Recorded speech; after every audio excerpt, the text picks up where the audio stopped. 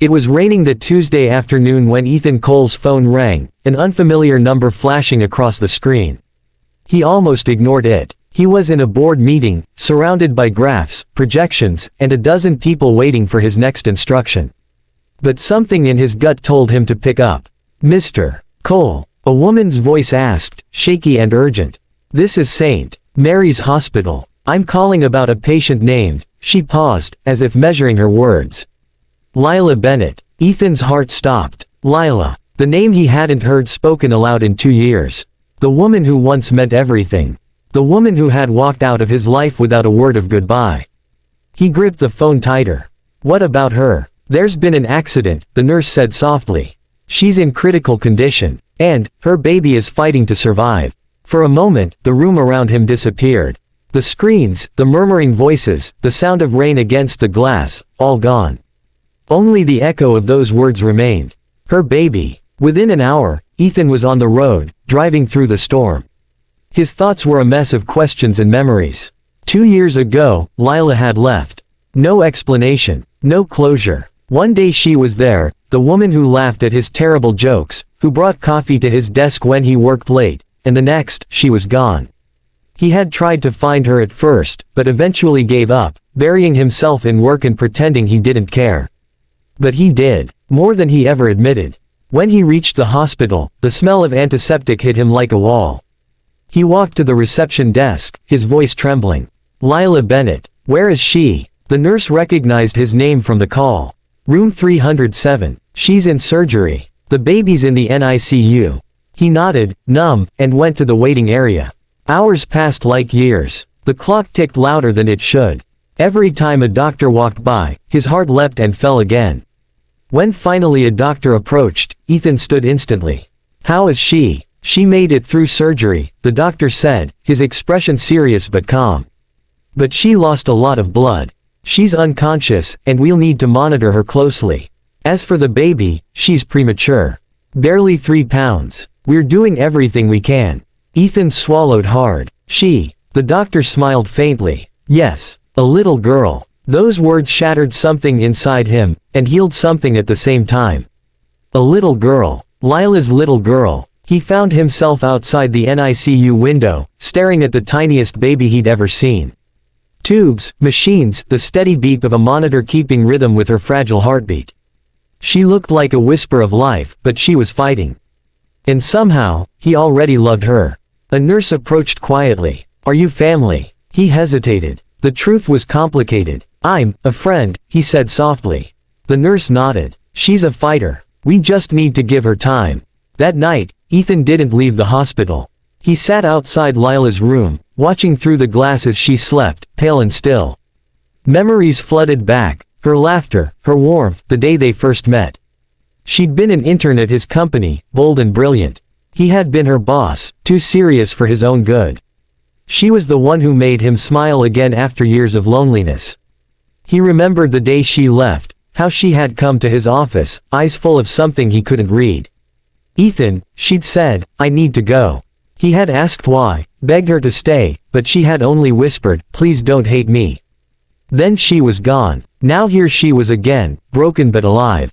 And beside her, a baby, her baby, struggling to survive. The next morning, Lila woke. Her voice was weak. "Ethan." He rushed to her side, his throat tightening. "I'm here." Her eyes filled with tears. "The baby is. She's fighting," he said. "She's in the NICU. She's strong, Lila." Lila turned her face away, tears slipping down her cheeks. "I didn't want you to find out like this." He sat beside her, gently taking her hand. "Then tell me now. Whose baby is she?" Lila's voice broke. "Yours." For a long moment, neither of them spoke. The world seemed to go silent again, just like when he got that call. Ethan's mind spun back through time, the months before she left, the sudden change in her, the sadness in her eyes. "Why didn't you tell me?" He whispered. "I was scared," she said, voice trembling. "You were building your company, chasing dreams. I didn't want to be a burden. I thought you'd resent me. So I left. I moved away. I worked 2 jobs, trying to make ends meet, and then," she stopped, exhausted. Then the accident happened. Ethan covered his face with his hands, tears burning behind his eyes. Lila, you were never a burden. You were everything. The days that followed were long and fragile. Ethan spent every moment he could by their sides, talking softly to Lila, watching over the tiny baby who now had a name, Hope. Lila had chosen it long before the accident. Hope Bennett Cole. Hope's condition was touch and go. Some days she improved, breathing a little easier, her heartbeat stronger. Other days, alarms would sound and nurses would rush in, and Ethan's chest would tighten with fear. But he never left. He signed papers, paid bills, brought food Lila couldn't eat, and read to Hope through the glass window. Sometimes he'd whisper, "Your mom's the bravest person I know, little one. You've got her strength. You'll make it." Weeks passed. Slowly, Lila healed. Hope grew stronger, tiny but fierce. The hospital staff began to smile when they passed the NICU, because they knew that little girl had someone rooting for her day and night. One evening, as the sun set through the hospital windows, painting everything gold, Lila looked at Ethan and said, "You didn't have to stay." He smiled softly. "I know. Why did you?" He looked at her, eyes tired but full of love. "Because I lost you once. I won't lose you again." Tears filled her eyes. "I don't deserve that kind of forgiveness." "Maybe not," he said gently. "But love isn't about deserving. It's about choosing." When Hope was finally strong enough to leave the hospital, the nurses threw a small celebration. Lila held her for the first time without wires and machines, crying uncontrollably. Ethan stood beside her, his hand resting on her shoulder, both of them silent in awe of the tiny miracle between them. They didn't go back to the lives they once knew. Ethan took time away from work, something no one thought he'd ever do. He rented a small place near the coast, where the three of them could start fresh. Lila still walked slowly, recovering from the injuries, but she smiled again, really smiled. Some nights, Ethan would wake to the soft sound of Hope's breathing and Lila humming her back to sleep. He'd stand by the door and just watch, the woman he thought he'd lost forever, and the child he never knew existed, both alive and safe. One night, Lila whispered, "Do you ever wish things had been different?" Ethan shook his head. "No. Because even with all the pain, it led us here. And maybe that was the truth, life's way of weaving heartbreak into something beautiful."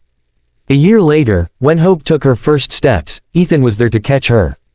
Lila laughed through tears, her hand finding his. They didn't need grand promises or perfect plans. They had survived the storm. And for the first time in years, Ethan wasn't chasing success or running from loss. He was home. Sometimes, life doesn't give us what we expect, it gives us what we need. And even after years of silence, love can find its way back through the smallest heartbeat.